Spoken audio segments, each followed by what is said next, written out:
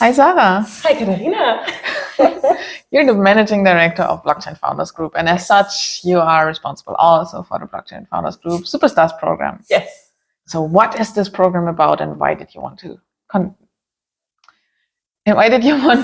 contribute? Yeah. So maybe start with the first question. So why did I want to contribute?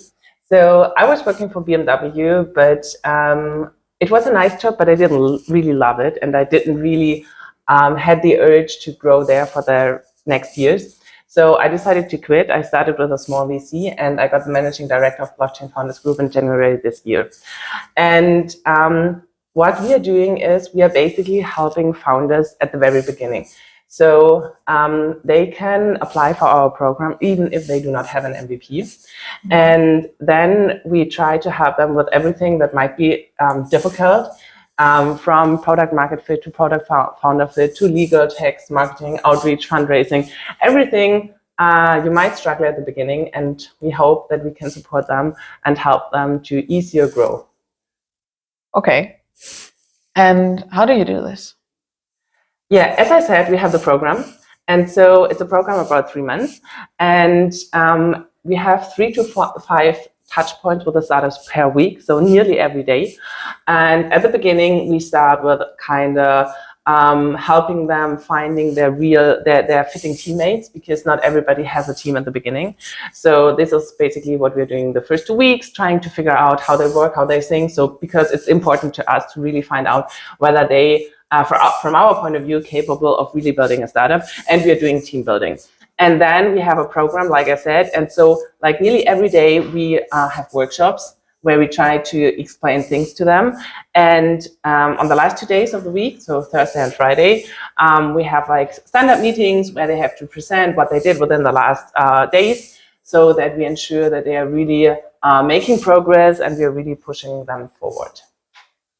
What's been something that you have been monitoring that you saw quite often that's challenging for new founders?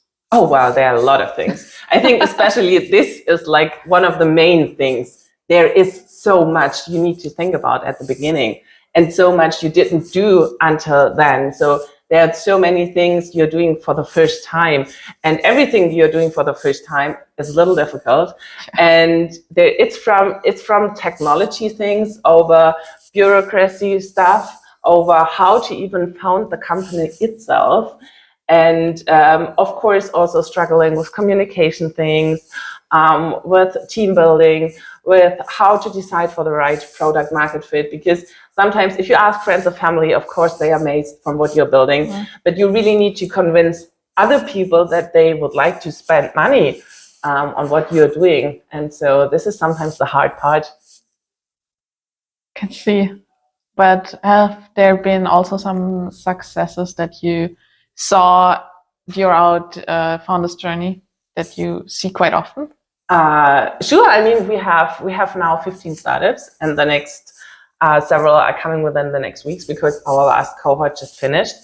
And so, of course, they don't proceed in the same velocity. So some are a lot faster, some are a little not that fast. But they are doing a great job, and especially if you look how they apply, and then maybe we talk to them 1 year later, and they evolved in a great way, and they really built their product, they built on their dream, they built on their future. So this is like, they are amazing stories, and to be honest, I'm really proud how they really grow. And they grow on a personal perspective, but of course also on a business side and as a team. And so you can really see huge progresses. So is there a certain set of character traits that you are looking for in participants or applicants for the program? Yeah, so I think one of the most important thing is that you are resilient, because founding a startup is just tough. Yeah.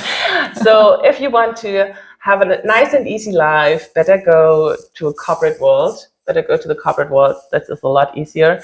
And so, because, for example, if you do fundraising for the first time, you get so many no's. And these are quite often not personal no's, but people don't believe in your product. Maybe not yet. Maybe you didn't pitch it well. Maybe the market situation is really bad. Maybe people have something else. Maybe people have, there are so many reasons why you can get a no, because especially for VCs, they really, really need to dig deep until they fund or finance a startup, because they also invest other people's money. And so as a founder, you really have to be prepared to get no's. And if this is a problem, then for sure you're not the right type of person to start a startup. So for everyone who's thinking about participating and thinking that they are resilient enough to become a founder, why should they apply? Because we have, as I already said, I think our program is really, really good, especially because we are focusing on Web3, because there are many accelerators out there, but not so many doing only Web3. And Web3 on its own is already a huge topic. But if you're doing like many other things, then it's hard to be really good connected in the Web3 area. And this is what we bring to the table. So we have a huge network with VCs, with angels. We have a lot of knowledge, because everybody from the BFG team, from the shareholders, and from our advisors, they are deep in the blockchain space. And so we can really help with the product and with the network. And of course, our program hopefully includes everything that is difficult at the beginning. So, and of course, we are also building and getting better every day. And so I think if you want to really fund a company or found a company in the Web3 space, we are the place to go. Amazing. Yeah. So now that you said Web3, is there one single challenge that is special to Web3? Well, at the moment, maybe it's AI. Because especially for people that do not have so much knowledge, there was the blockchain hype, and now there is the AI hype. And let's see what happens within the next maybe 6 to 12 months. Maybe there's another hype, or maybe there's a blockchain hype again, or maybe there is no AI hype anymore.